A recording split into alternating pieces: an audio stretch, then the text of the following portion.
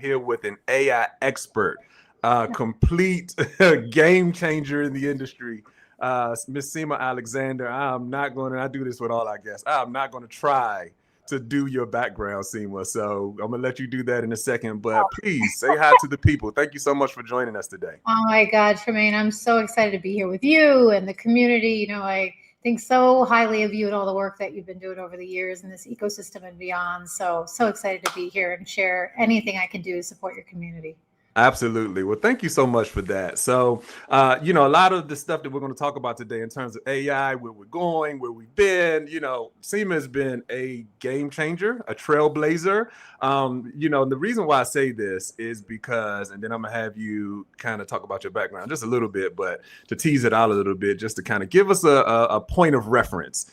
Sure. I was talking to Seema probably 3 years ago. This is kind of circa ChatGPT just coming out, or maybe before that. And you were already talking about the agentic future that is upon us right now. You were like, next year after is like the year of AI agents. And I think the year of AI agents kind of turned out to be 2025, but you were talking about it 2 years earlier. And so I was like, and at that point, of course, I know about AI, but I'm like, tell me more about this AI agents thing. And it was so conceptual, how you were saying and what you were saying.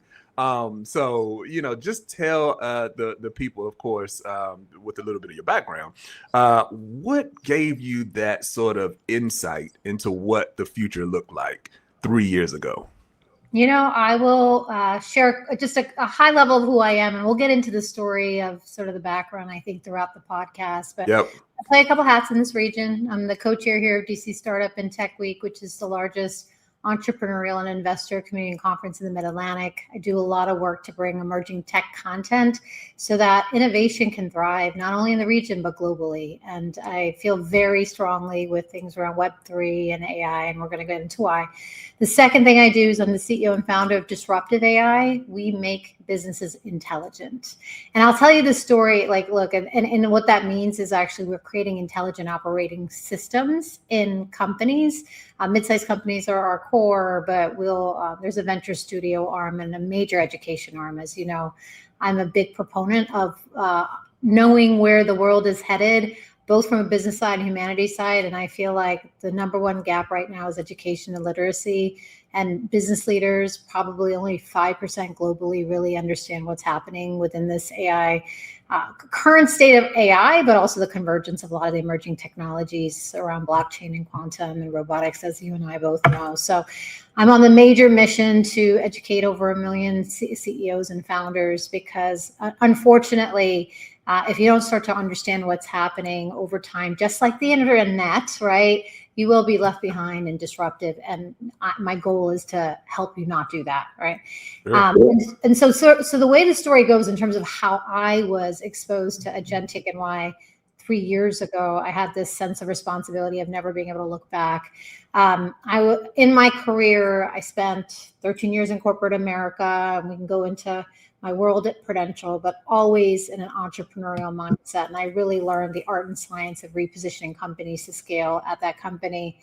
I spent over 10 years in my own advisory practice, growing and scaling and repositioning companies. And I created a methodology called the Unique Method, which really helped what I believe was the missing link in the entrepreneurial ecosystem, because everyone talks people, process, and technology, which we're going to talk today, but we forget about being intentional about being able to share who you are, what you do best, and how that really translates into intentional marketing, branding, and partnerships. And that really is a key that's missing in the entrepreneurial ecosystem, and something I was going to lead with, and I was leading with for years, until and when I got asked to advise a company called Magic & Mel. Now, Magic & Mel, 3 years ago, it was one of the first earliest agentic development environments before agents was really even a word, right? And it was more theory on paper. So early where the co-founders of that company were consulting Google, all right, and the Google Agentic arm. So early that our product was highlighted at Google I/O. And once you started to understand, and I was like in growth and strategy, and I love speaking to customers. So when I remember having this one experience, Tremaine, where there was this really high-end cinematographer. He's done crazy amount of video and movies. And I was like, why are you here? Why are you in Magic? He goes, Seema, I want to bring my storyboards to life that normally takes me 6 months in minutes. Like, and this is pre all of it, right? Yeah, yeah. What does that even mean? He goes, look, I want to take my scripts, put them in ChatGPT, get them all segmented out. At that time, put them in Midjourney, which is one of the first, image generation, generative AI, companies that are still around, and then take that and put it into Runway ML, and then take those pictures and make them into video. And, storyboarding takes me months, and that's where I get my money. That's where I get the opportunities to build the movies that I want. What if I could do that in minutes? And it was like that, like, aha, oh shit moment of like, oh my God, business as we know it is about to change. Humanity as we know it is about to change. And I haven't been able to look back since, Tremaine. That is amazing. That is amazing. So you think that it was kind of a serendipitous sort of moment to get to work with that particular company that really opened your eyes to what the potential future could look like. And you already were working in the space, so you already had a nose for it, but just really getting that firsthand look from somebody that's out in the market doing it is what kind of shifted your mindset. And early. Right? It was out in the market. It was early. It wasn't theory. It was real. But I mean, I only talked about the connective tissues of integrating systems, and that's not it, even all of it, right? It's like the skills that come with AI. So the reasoning and the intent recognition, all these things that I was like, oh my God, these things, AI and ML have been around 75 years, Tremaine, right? Like, but the accessibility after 2022 of what is possible now got me thinking about, because I'm always a futurist in a sense of the business model, right? Sure. So like when I was talking about the unique method, I was comparing it to EOS. If people are in the entrepreneurial space, understand that that's an operating system that really does change the way you operate your business. And I love it. It works so well. And in my mind, I was like, unique method was the thing that's missing, that positioning piece and the marketing and branding piece. With this though, I was like, man, like now like the whole business model is changing, like, and so that's when it was that moment, and then everything past that moment. I just went deep in all the research really quick, and you and I have chatted a lot about all the things that are coming. It's always been interesting for us to kind of talk as the technology has been evolving. Because it always seems like you're 1 or 2 steps ahead of the game, in terms of what's coming next. And I think that is because you went so deep at such an early stage. So now that everything you're building, you're just an exponent on the knowledge that you're getting as it's coming out. You mentioned and talked about how the technology has evolved. 75 years this tech has been around. I mean, I always find it interesting that right at this moment is when all of these techs have come together in order to create what we're seeing today. I mean, the internet had to happen. I mean, smartphones, hardware, all of those things had to happen in order to make room or lay the foundation for what we're talking about today. I had other guests on who can play the remember when game, where they remember when the internet was just doing the broadband and all of the things. So I guess I can play the remember when game with you. What do you see, or how significant is it, AI today versus when the internet hit, when smartphones hit, when social media hit, like you said, some of the blockchain stuff hit, these different revolutions, by the way, that all happened in the last 25 years. So, it did. How do you see the similarities, of what's happening today? No, it's a great question. It's a talk I do. So this is really great to be able to share with your community too. But I compare where we are with AI, with the internet all the time. And I get to the fact that when disruption is happening, it's silent, right? And it starts off with features and capabilities. So as the internet came, all of a sudden, oh my God, things are online. I don't need encyclopedias anymore. There's data that's accessible. And eventually, there was Google or a website, and incrementally people oh my God, I need to use those features or those capabilities. And that's what's happening right now with AI agents, for even the ones that are even in the know, because there are a lot of people not even in the know of even what that means. but there's a lot of different capabilities coming through computer vision and machine learning and all these things that are much more accessible. But again, we're still early enough, but not everybody understands that these are even features and capabilities, like e-commerce was, like, like all the things that came outside of because of the internet, right? So people started taking little pieces. The companies that actually can look at what AI is holistically, and you and I were chatting right before this, I was like, people think the word AI, they're just looking at, oh, it's an intelligence. I don't really know what it is. It's this, right? But they don't know that it has machine learning, computer vision, reasoning, intent recognition, natural language processing, all of these. It's like blockchain when it first came out, right? It was like, it's the blockchain, but Web3 and blockchain have a lot of meaning, right?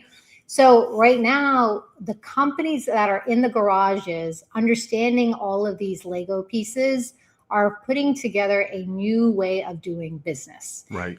During the internet days, if you think about Netflix, if you think about companies like Google and Amazon, Amazon took, okay, wait, e-commerce came out of the internet. Now, what if we added delivery service? And what if we did this and this? It started putting together a whole new way of doing business, which makes things either cheaper, more convenient, or a better experience for the people that they're trying to serve, right?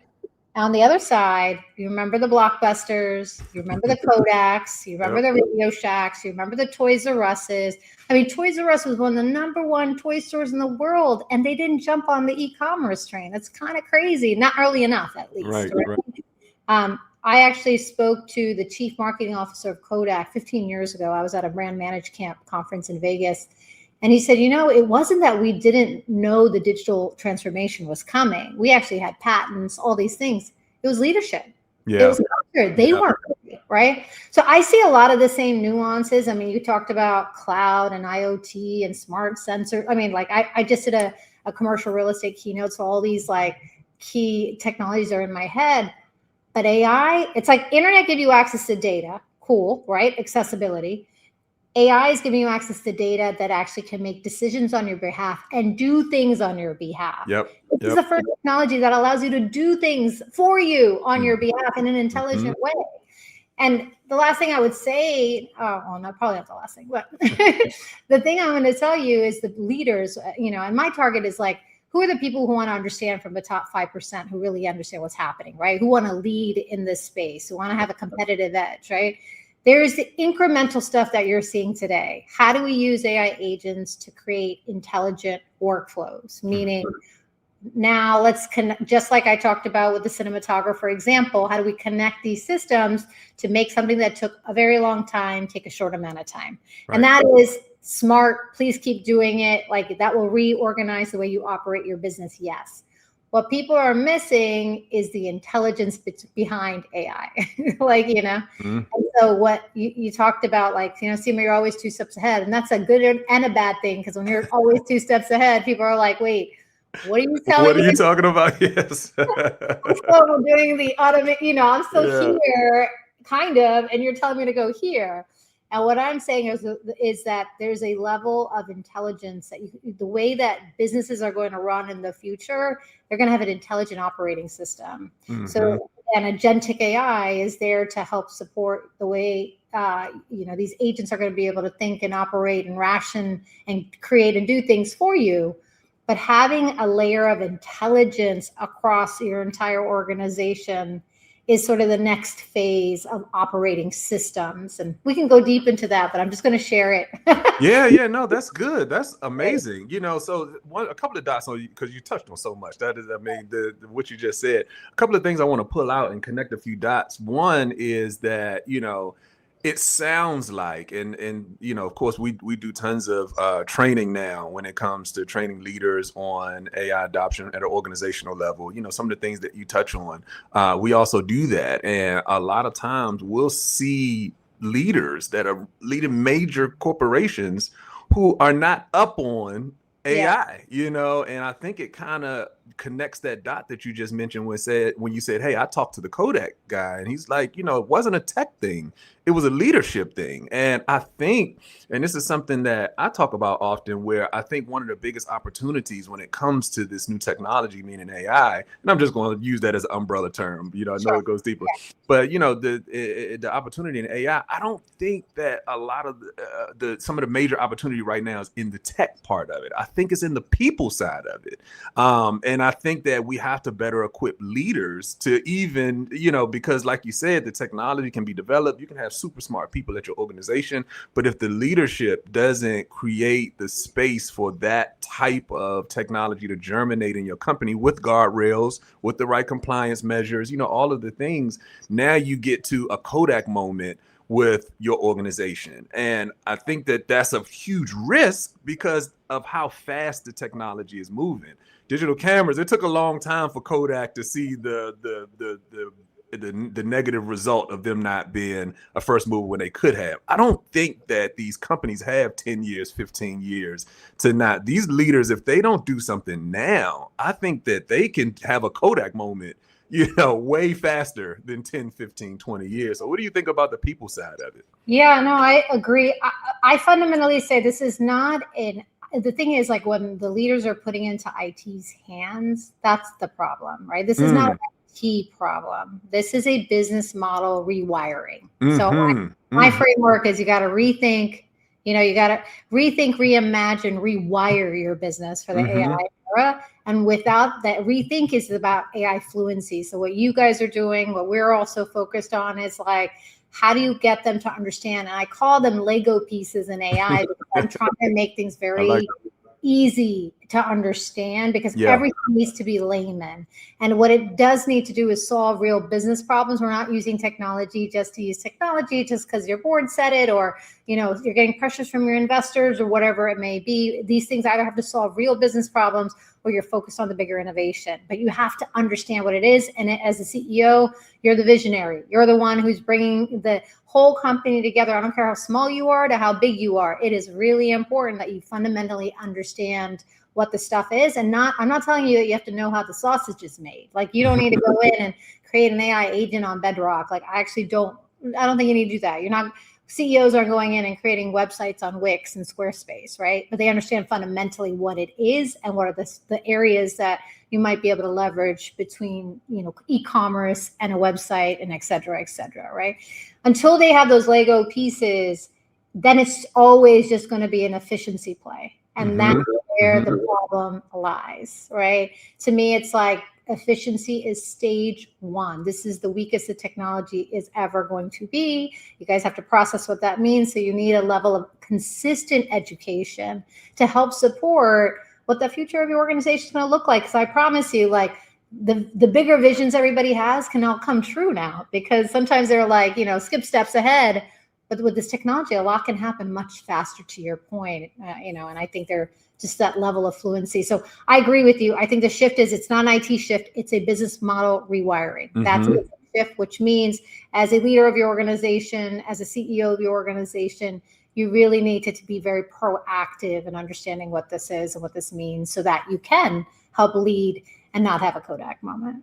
Yeah. All right, so let's give some free game to that CEO out here, because let's make it actual. Let's bring it ground level. All right, sure. So me and the team over on the Think Team. I think I mentioned this on the last episode. So probably about a month ago, we did a CEO's breakfast with a partner of ours, and we probably had 35 some odd CEOs. All running companies from 10 million to 100 million, all in a room. We gave them breakfast. We did a basic AI training. And I mean, we were getting all kind of questions, all in the same vein, and it goes into what we're talking about. Like, I'll give you an example. There was one CEO, he stood up, he's like, man, I run a $60 million ed tech company. And he's like, I have no idea about what's going on with AI, but everybody in my company is using it, you know, and which is why he was there. And, you know, of course, that leads us doing consulting with him, et cetera, et cetera. But all of the CEOs were kind of in that same bucket. And these are people that are running major corporations. So, like I said, let's bring it ground level. Let's give a step one, tutorial ground level. What if you're talking to that CEO right now who's watching this podcast? What is one of the first things that CEO can be doing or thinking about in terms of making the first step forward for their organization? Well, look, similar to you, we're launching something called AI CEO School to solve that problem. That's literally the problem, right? It's like you guys are running these, like I call them mid-sized companies. This is not really enterprise, but mid-sized companies, right? And if you don't know the fundamentals, how is that even going to help and support your leaders, right? Look, they're at a place where there's a lot of shadow AI going on. And, you just mentioned that problem, right? It's like your employees are using it anyway. And if you have no governance, if you have no policies, if you don't have an enterprise-wide large language model at a fundamental, right? We're talking fundamental. Basic level, a lot of your information about your company is leaking. And this is not new information, right? People have been talking about this for a while. So like, let's get practical, but we can also think about unique things here, right? But if you ask for stage one, right? Like when there's a couple of things that when we go into organizations with disruptive, we're looking at, where's the leakage right now? Sure. Probably the biggest liabilities, right? So that, if you have, but again, that also takes fluency, Tremaine. Like, even with large language models, what I'm finding when I say large language models, it's like ChatGPT, or you have Gemini if you're a Google shop, or maybe you're an Anthropic shop. Whatever you decide is going to be right for you. You can get that on the enterprise license. You can get that, and you can create little agents associated to different divisions if you want at the highest level using your content. But I guess what's happening is people are implementing it and not giving anybody training, or just leaving it. Right? Or there's like a very lean team that's supposed to take care of everything. And what CEOs also don't understand is your IT department, like, you got to give them grace because this technology is new. And if they don't have any external help supporting them in terms of people, and you said expert earlier, Tremaine, I think we're all learning as a beautiful way. Sure, I'm a couple steps ahead, so are you, right? Like, because this stuff is like what I live and breathe every day, right? But like the technology is also evolving every day, right? So I guess that it's like, first, let's get the leakage control so you're mitigating risk, right? Depends how big the organization is, Tremaine. Like, I like mid-size, but like I also like the companies that are extremely complex, where there's so much bureaucracy, right? Where you have the right decision makers in a room. And I think that's one of the key things is like, get a group of the core decision makers, including your risk folks and your legal folks and your division leads, whatever, get them educated together. Cross-functional team together so that everyone is on the same place of like, no matter what, and I think the CEO needs to set this vision, no matter what, we're going to use this technology because you have to. You have to. Like, there's no choice, right? What's the best use cases, highest ROI, highest effort, lowest effort opportunities, highest value for us, right? That we can solve some current business challenges using it through column betas if you'd like, right, initially. But then having a team really think about and understand what's the future of our business model look like because of it. So there's a team focused on efficiency, and then there's another team or similar, depending on how lean you are or you have the capacity, working on, because of this technology, how can we change the way we actually operate, right? And then those are the two. Again, you're talking mid-sized companies, right? There's a lot of small tactical things that will fix a lot of things right away. And I think that's very important. We can get into some examples of companies we work with if you like, but that was great. That was great. Listen, at the end of the day, I want people to be able to watch this and actually get some value. And not just conceptual value, like actual, where do I start with this? And I think that was a great, sort of step one, step two. All right, this is at least how you need to be thinking about it. as a leader, type of a thing. And you mentioned something, I just want to clarify. You mentioned shadow AI, and I know I went into it, but just to clarify so everybody knows exactly what that is, shadow AI is when everybody, your company has downloaded ChatGPT, because who hasn't? But you don't have any governance, you don't have any guardrails at the organization to actually manage what people are doing at the individual, more granular level. So to make it even more tactical, to give you an example, your Monday morning slideshow for your team meeting on Monday morning was created by the junior associate who used ChatGPT to create that slideshow. Your junior associate, who you like, so proud of them, great slideshow, everybody claps at the end of the meeting. They created it with your proprietary information in ChatGPT that they downloaded on their phone. That is what we're talking about here. Go ahead. It is. No, and even ChatGPT, my favorite LLM right now from an agentic perspective is Manus. This is like, just take it, and it's interesting because it was initially a Chinese-owned company. Now it's owned by Meta. So you do your own research, always. always. But I was going to say something about. So even if like at a place of like taking away leakage, if anybody's using outside LLMs and you don't want them obviously to put in a lot of information about your company, but I would do a PSA for everybody. Go into anybody's data controls, and they should do this personally or professionally, right? Sure. Go into the data controls, go into the settings where it says improve the model with my information. There's something like setting. Yep. Turn that off. Just turn that off, right? Turn it off. Without that, it is taking, and it's by permission taking your information, right? And so, even if there's a PSA and you don't have any sort of current system internally, say, if anybody is using, first of all, here's our rules, and talk to your legal team. Everybody's different and unique, but people are going to use it anyway. It's just the way it is. You have to get a handle on it. But make sure people are not sharing the information to improve the model. When you have an enterprise level license, it's different. There's a lot more security associated. Sure. Yeah. That's awesome. All right. So y'all got some free game here.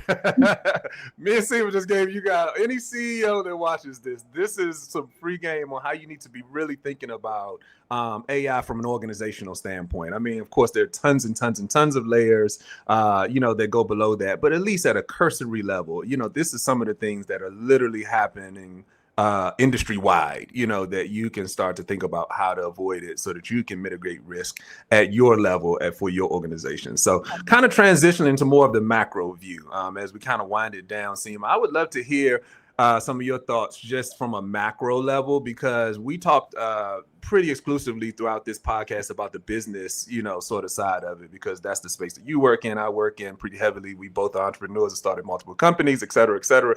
You run a whole business conference for goodness sakes called DC Startup and Tech Week. So, that's where we have kind of focused. But, I had a podcast interview where I had a guy named John Downs, Professor John Downs, on last week. And he runs the AI and entrepreneurship for University of Portland.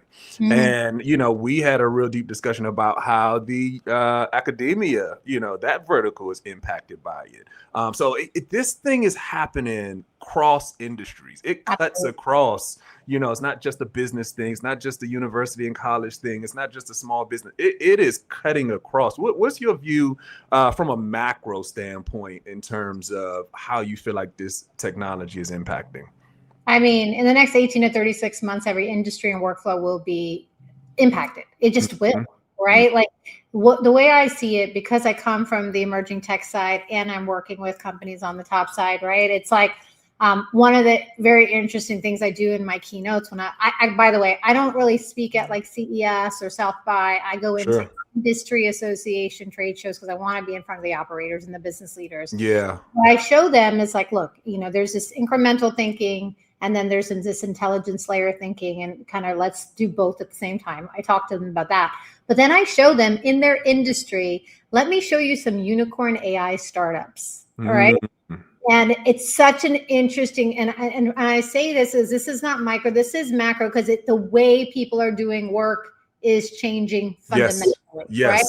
And those are the aha, oh shit moments, like, wow, like I'm a Gensler and I do design like this, but what I get them to shift, and I guess I will go into business a little bit because I have a future of business framework. Sure. And I think that's important because that is at the macro level where in the future, every business is going to have some level of intelligence, right? It's going to become baseline. Right now, all your service providers are trying to figure out, like, how do we make our systems more intelligent?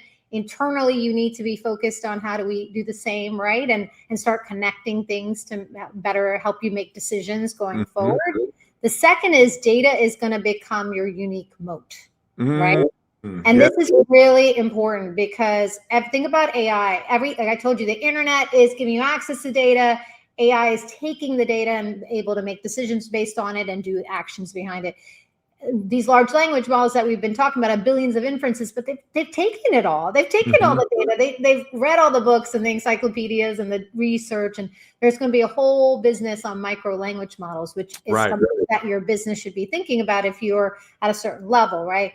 Where like your unique data to bring all of that together can create personalization and precision in your customer service, in the way you create your products, in the way you do your marketing. I mean, much more than that. But future state, those micro language models you create in your company could become revenue opportunities if you're anonymously selling your data, again, with privacy, going through all the compliance, understanding all the regulations, right? But that could end up being in a research capacity at a university that they need that data, or someone's willing to license it to add to their model to train their data, right? And these partnerships are going to become much and much more relevant. So data is going to be your unique moat. The third is humans are going to be in their loop until they're not, right? And right. For a long time they will be, right? But that has a lot to do with the change management piece that you were talking about, and more so the leadership understanding how to start to manage agents and humans together, right? And that means there's a whole new layer of infrastructure and quality assurance and, trust but verify, all of these, actually do not trust and verify is really the new thing. But there's this new layer of human resources, right? And then last is, with all those three things equal, the brand is going to matter more than anything. And when I say that, they even say, in the future, and this is not it's not too much of the future, just like you have a podcast. Mine's the AI CEO podcast. And I'm interviewing people in banking and finance, all the different industries. And these old stodgy industries are getting their shit together early. It's kind of crazy. But in the future, agents, even if agents market to agents, which that's going to happen, the brand and your proof points and your social proof is going to matter more than anything, right? So that's the macro level where business and the world of operating systems and business is going. Every industry, one other really just cool example when it comes to personalized education, which I have a 11 and 16-year-old. It's a lot of, I know both of us have kids, and it's when I think about their world, I use this statistic a lot because Elon has said by 2040, we're going to have more humanoids than people on this planet. And I know he's always a couple years late, but what he says normally does happen, right? And that means we're about to be in the world of sci-fi. It's not sci-fi anymore. It's our reality, right? But when I get moments of I call them, again, I said this earlier, aha, oh shit moments, I'm I have to share with you how industry is changing. So I'm a big proponent, and I think we're going to be doing a lot in the world of academy, education, right? And so there is this world of, I just took a Harvard AI Agentic course not too long ago. And what was really cool about it, Tremaine, is that they had their core professors, all these service providers, everybody kind of teaching different pieces of the actual institute. And it was great. The secondary piece of it was they had an agent supporting you throughout the entire process, right? That agent was guiding you in court in sort of making it very personalized to me, right? The course itself, they were infusing the course information, my information that I was able to provide them, and making about, hey, CEO, Disruptive AI, you talked about you talked about this. How about we do it in this way, or have you thought about this, or the goal is that everything is going to have a level of personalization and precision, and that's the future state of it all. That is amazing. And here's the part that I think you said without saying, is that it doesn't matter the industry. It does not matter by industry. It does not matter by industry. Oh. It's like everything will be impacted. Yes. And look, what I also, and I'm curious from your side, right? Human adoption is also important here. And, they talk about patterns, right? Like when electricity came out initially, people thought it was like the devil, superstition. Right. Years, like they were scared, right? Yeah. And, with the internet, like, remember when like, oh my God, putting a credit card online, I'm scared. Right. But those are human behaviors. And that's kind of, I feel like the uncertainty and the fear of AI is starting to have some sort of a balance, not for everybody. There's still a lot, right? But human beings take a lot longer than we think to adapt to certain things. Oh, 100%. We've got a whole initiative that we're addressing with, what we're doing about it. So we've got an AI for all initiative. It's a global initiative. We got tons of thought leaders from around the world who are helping us with that. We planning some conferences, we do webinars, all of the things. But the whole idea is, how do you bring this information to Main Street? How do you get into the communities? How do you bring stakeholders together to actually train the community on this information? Because the digital divide will only get wider faster, especially with this technology. So I mean, that is something that we're very hyper focused on when it comes to bringing people along for this ride. We did as an example, we do these all the time, but we did a community AI training. This is just a free event. We partnered with a community organization, just said, hey, come on a Saturday morning for 2 hours and learn about, and I taught it myself. And I mean, Seema, almost like 70 people showed up to this thing, and we've done multiple of these. And I'm talking about everybody from middle schooler to the oldest folks in their mid 80s. Yeah. But just creating that space where people can feel comfortable to ask questions, to learn from one another, to say, oh, I tried this. What do you think about that? And have somebody to guide them through that conversation in a much less intimidating environment is something that communities need. And so we're just kind of doing our part to make sure that happens. I know that we can't hit everybody, but that's something that I think us as leaders have to be intentional about doing. Yeah. And I think the beauty of it is when you can do it in a layman way, Absolutely. That's why literally I told you about Magic ML. Last year I was on this, like, whoever asked me to speak, I'm going to speak. Right. And I spoke over 50 times, from the World Trade Center Institute to State Department things, to community events, to DC Startup and Tech Week, you name it. Right. And I said yes. And it was an intentional thing. Right. It wasn't always about getting to a sales funnel. It was about education and relationships. Yeah. The one common thing, Tremaine, that I got out of every talk I've ever done is, man, Seema, you inspired me to take action. Like, you have allowed me to understand what this is. And I know you have a different way of talking about it, but I know the way I talk about this stuff is very unique. And like, just because and we didn't share, but like, I have a personal experience. My parents' businesses dying at the vine at the rise of the internet, right? Operators not paying any attention. And so we had a couple restaurants, and my dad was in travel for 25 years. And overnight there was Kayak and Travelocity and things. And, for my mom running a restaurant, like, she worked so hard, Tremaine. It was like the first Indian vegetarian restaurant in DC. It did so well for so long, but then the competitors started using SEO and Google. And so this is personal as shit to me. It's personal. Yeah. Because I was on the other end when business doesn't do well. And it took a toll. Like, a lot of things happen. And I know how hard entrepreneurs and just business folks work, and employees work, and all of it. Right. And so that's why, like, for me, this is like, to your point, like, I saw this 3 years ago in a bigger way just because of my exposure. Sure. Now it's 10x that, because of all the, continued learnings that we've had since then. Yeah. Oh, this has been amazing, Seema. Thank you so much for coming on today. Of course. I always enjoy talking to you, especially about this stuff. I mean, I learn so much, I do the stuff, but, talking to folks like you just really always inspires me to want to do more, to want to learn more, and all of the different things. And I love what you guys are doing at the nonprofit. Obviously, your advisement on University Startup. I mean, you guys are implementing, right? Yeah. You're educating, so you're doing all the right things. So I love it. I love, I'm sure there are going to be partnerships in the future for you and me. 100%. We've been talking about it for like 5 years now, so it's time. All right, tell the people where they can find you. Okay. Our website is getdisruptive.ai.